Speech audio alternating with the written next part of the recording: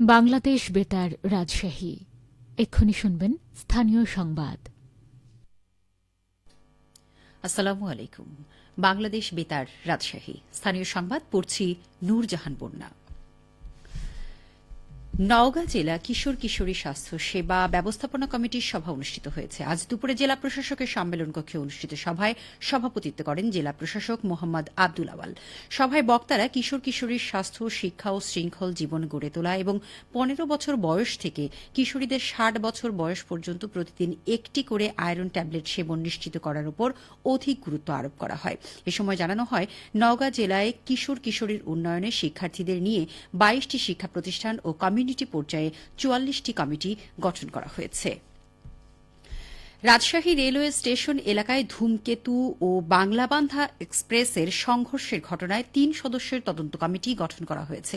কমিটিকে আগামী 3 কার্যদিবসের মধ্যে প্রতিবেদন জমা দিতে বলা হয়েছে। কমিটি গঠনের বিষয়টি জানিয়েছেন পশ্চিমাঞ্চল রেলওয়ের সহকারী চিফ অপারেটিং সুপারিনটেন্ডেন্ট আব্দুল আওয়াল।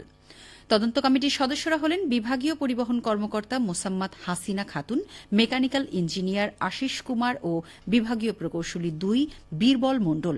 এর আগে গতকাল দুপুর 2টার দিকে বাংলাবান্ধা এক্সপ্রেস ট্রেনটি ওয়াশপিট থেকে স্টেশনের দিকে আসছিল। একই সময়ে ধূমকেতু এক্সপ্রেস স্টেশন থেকে ওয়াশপিটের দিকে যাচ্ছিল। সিগন্যাল পয়েন্টের সমস্যার কারণে 2 ট্রেনের মুখোমুখি সংঘর্ষ হয়।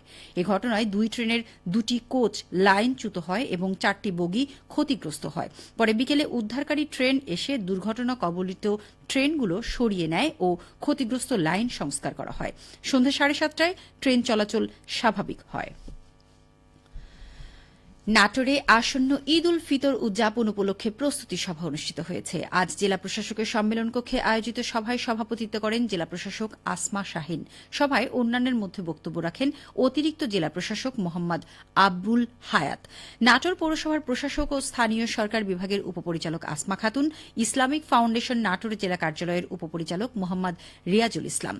সভায় সিদ্ধান্ত গ্রহণ করা হয়, কেন্দ্রীয় ঈদগাহ মাঠে ঈদের প্রধান জামাত অনুষ্ঠিত হবে। তবে প্রতিকূল আবহাওয়া দেখা দিলে বিকল্প ব্যবস্থা হিসেবে কেন্দ্রীয় মসজিদে প্রধান জামাত অনুষ্ঠিত হবে।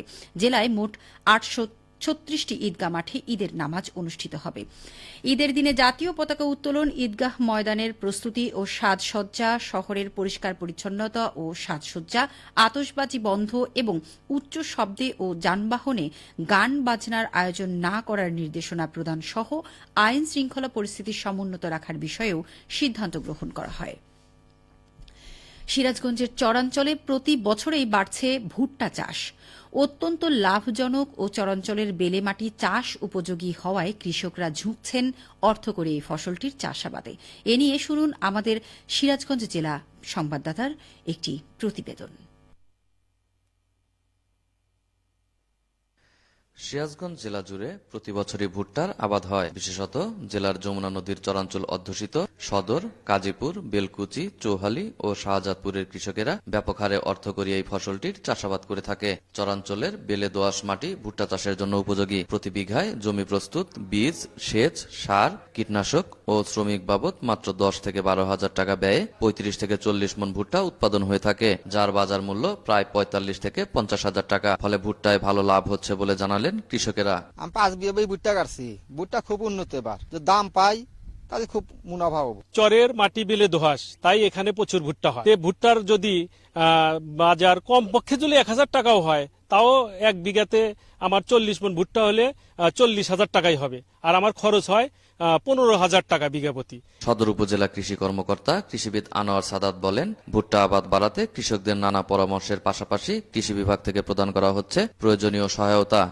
আসলে চরের জমিগুলো আপনি দেখবেন যে স্যান্ডের পরিমাণটা একটু বেশি থাকে, সেখানে সেচের একটু সমস্যা রয়েছে। যেহেতু এটা ট্যাপ রুট সিস্টেম, এটা শিকড়টা অনেক গভীরে যায় এবং এটার সেচের মূলত চরের অঞ্চলে আমাদের সেচের একটু সমস্যা হওয়ার কারণেই ভুট্টার আবাদটা কিন্তু বেড়ে যায়। আর ভুট্টাতে 2-1টি সেচ দিলেই হয়, এখানে নির্বাচনে সেচের কোনো প্রয়োজন হয় না। এখন অবস্থা বুঝে কৃষকরা এই ব্যবস্থাটি করছে। আর চরের আরেকটি বিষয় হলো যে এখানে যে উচ্চ হাইব্রিড, যে অধিক ফলন সম্পন্ন যে হাইব্রিড জাতগুলো এখানে ব্যবহার হচ্ছে, এর ফলে কিন্তু দেখা যাচ্ছে যে আমাদের হেক্টরে প্রায় 11.5 টনের মতো কিন্তু ফলন হচ্ছে। চলতি মৌসুমে জেলা জুড়ে ভুট্টার আবাদ হয়েছে 16,090 হেক্টর জমিতে, যা গত বছরের চেয়ে প্রায় 2,000 হেক্টর বেশি। সাজিরুল ইসলাম সঞ্চয়, সিরাজগঞ্জ জেলা সংবাদদাতা, বাংলাদেশ বেতার, রাজশাহী।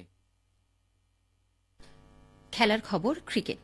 সারা দেশের ন্যায় গতকাল থেকে বাংলাদেশ ক্রিকেট বোর্ডের অর্থায়নে ও রাজশাহী জেলা ক্রীড়া সংস্থার উদ্যোগে মুক্তিযুদ্ধ স্মৃতি স্টেডিয়ামে ৪৩তম জাতীয় ক্রিকেট টুর্নামেন্ট শুরু হয়েছে। উদ্বোধনী দিনে সফররত গাজীপুর জেলা ২ উইকেটে হারায় চট্টগ্রাম জেলাকে। টসে জিতে জয়ী হতে চট্টগ্রাম জেলা ব্যাট করতে নেমে ৪৯.৪ ওভারে সবকটি উইকেট হারিয়ে ২৩২ রান করে। পরে গাজীপুর জেলা ২৩৩ রানের টার্গেটে ব্যাট করতে নেমে ৪৯.৩ ওভারে ৮ উইকেট হারিয়ে ২৩৪ রান করে জয় নিশ্চিত করে। সবশেষে আবহাওয়া। আজ দুপুর ২টায় রাজশাহীতে তাপমাত্রা ছিল ৩৩.২ ডিগ্রি সেলসিয়াস। এ সময় বাতাসে আপেক্ষিক আর্দ্রতার পরিমাণ ছিল ৩০%। রাজশাহী ও পার্শ্ববর্তী এলাকায় আজ ইফতার সন্ধে ৬টা ১৮ মিনিটে এবং আগামীকাল সেহরির শেষ সময় ভোর ৪টা ৫২ মিনিটে। সংবাদ শেষ হল। আমাদের পরবর্তী সংবাদ বিকেল ৪টা ৫ মিনিটে।